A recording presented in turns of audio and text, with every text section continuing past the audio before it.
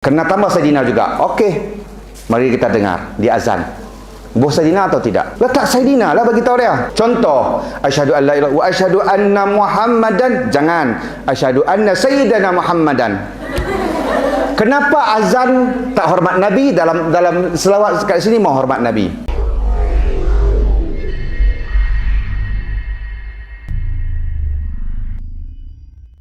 Mengikut sunnah Nabi SAW. Ini juga menjadi satu junjungan ataupun satu slogan Muhammadiyah. Kerana manusia agama ini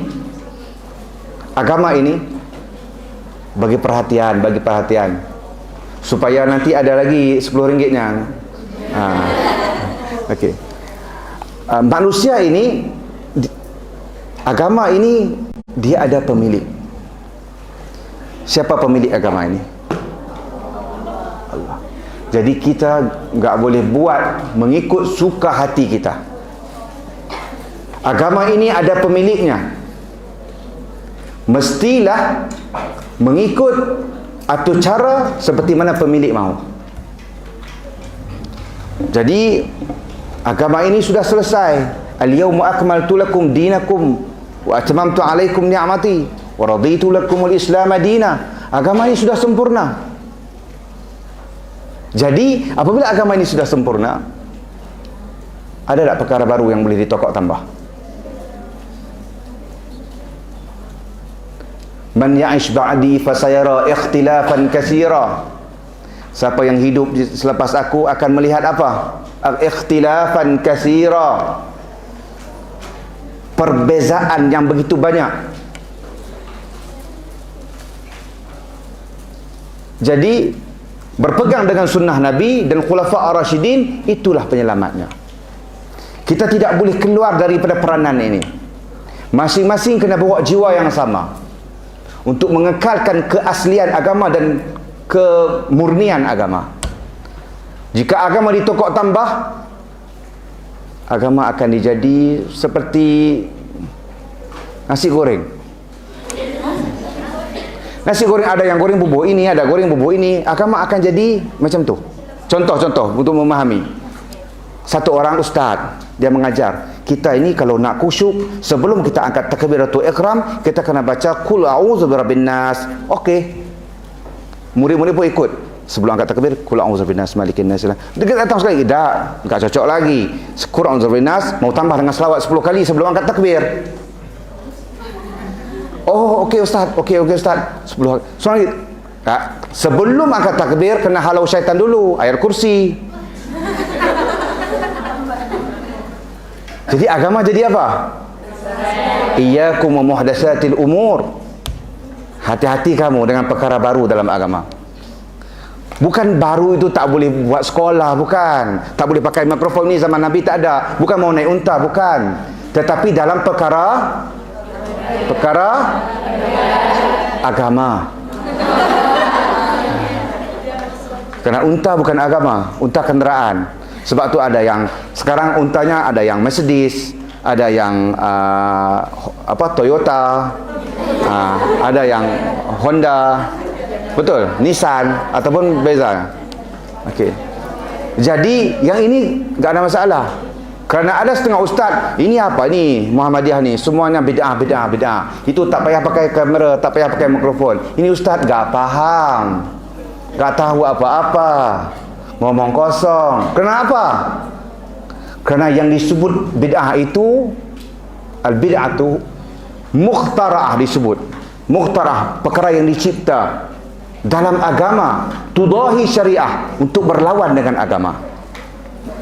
Kerana kalau kita dengar hadis Nabi SAW yang diriwayatkan oleh Anas sebut apa? Seorang sahabatnya apabila bersin apa? Bersin sama. Takut ada bahasa lain pula.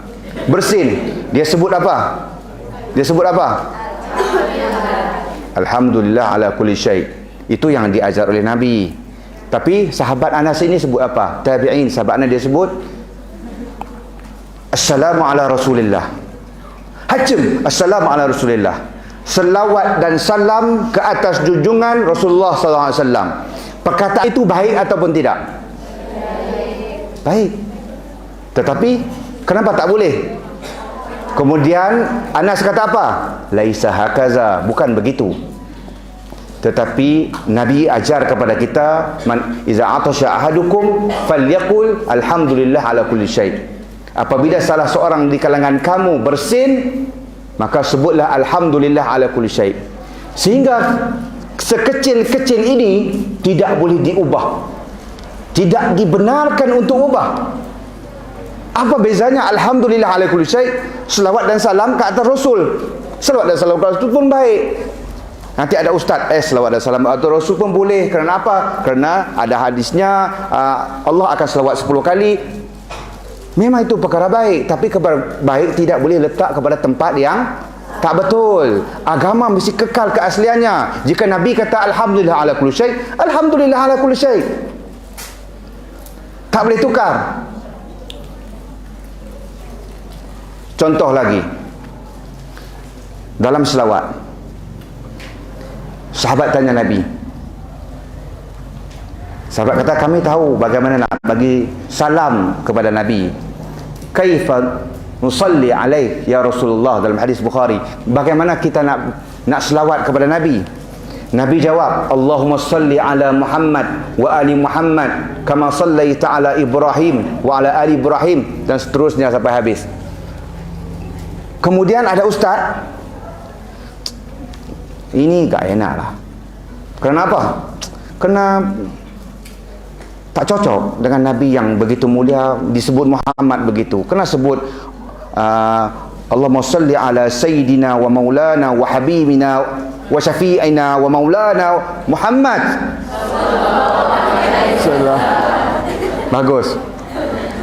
Tetapi dalam solat, di luar solat mau sebut Syafi'ina, Maulana, Habibina, betul. Nabi itu Habib kita, Nabi itu Maulana, tapi Sayyidina.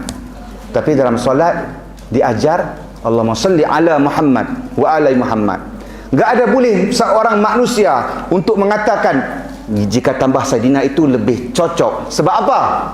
Kerana apa? Kerana yang telah ditentukan oleh Nabi tanpa Sayyidina.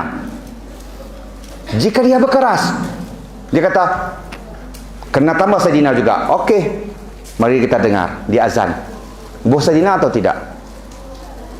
Letak Sayyidina lah bagi tahu dia. Contoh, asyhadu an la ilaha wa asyhadu anna Muhammadan. Jangan asyhadu anna sayyidana Muhammadan. Kenapa azan tak hormat Nabi? Dalam selawat kat sini mau hormat Nabi. Jadi berlaku apa? Tanaqud. Berlaku pertembungan. Kenapa berlaku pertembungan? Kerana kita telah terkeluar dalam keaslian agama. Contoh lagi, sembahyang berjemaah. Sembahyang berjemaah. Sembahyang berjemaah dengan seorang-seorang, mana lebih baik? Jemaah lebih baik. Betul? Berapa darjatnya? Hebat sekali, gratis sekali. Okey. Mungkin penggunaan bahasanya tak betul, tapi faham kan? Maksudnya grand. Okey, 27. Ada satu orang, dia menggunakan akalnya dalam ibadat. Bagaimana? Dia kata begini, oh, oleh kerana solat jemaah itu lebih baik, jadi qabliyah ba'diyah kita jamaahkan. Lepas tu dia berhujah dengan kita, bermunazarah. Sekarang mau tanya, mana lebih baik, seorang-seorang atau jemaah? Jadi qabliyah jamaahkan. Kenapa seorang-seorang? Kerana Nabi semayang berseorangan, qabliyah ba'diyah, enggak ada jemaah. Sebab tu kita enggak ada buat jemaah. Betul atau tidak? Contoh terakhir. Contoh-contoh ini semua untuk membawa maksud apa? Keaslian agama itu perlu dipegang dengan kukuh. Jangan diganggu-gugat. Contoh terakhir, lupalah contohnya. Allahumma salli, lupa benar. Allahumma salli ala Muhammad wa ala Muhammad. Tak apa, lupa. Okey, sudah ingat. Nampak? Okey. Solat hari raya. Allahu Akbar, Allah. Okey. Betul? Betul.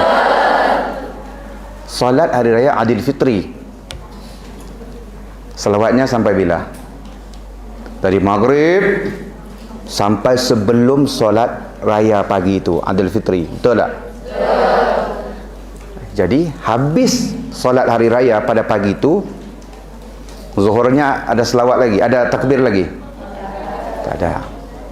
Tapi ada satu orang dia cakap, tak apalah, benar takbir atau ikhram, Allahu Akbar walillahil hamd.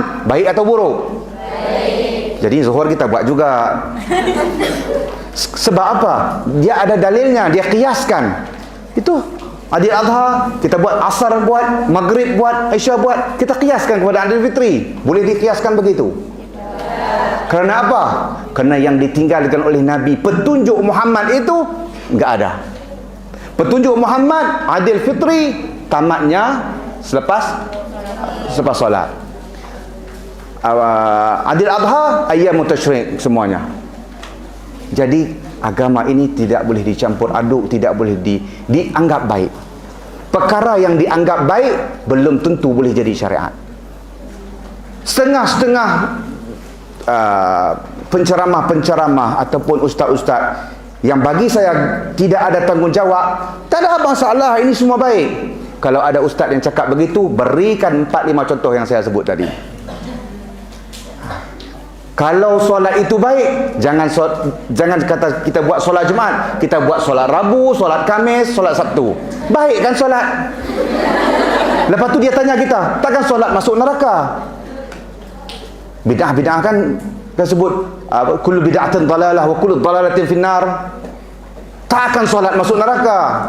Ini tak betul ni. Jadi tak apalah, tak betul tak apa. Solat Rabu, solat Khamis, jangan Jumaat saja. Jadi tak boleh, agama ini akan kelihatan hodoh apabila diubah autentik keasliannya. Okey.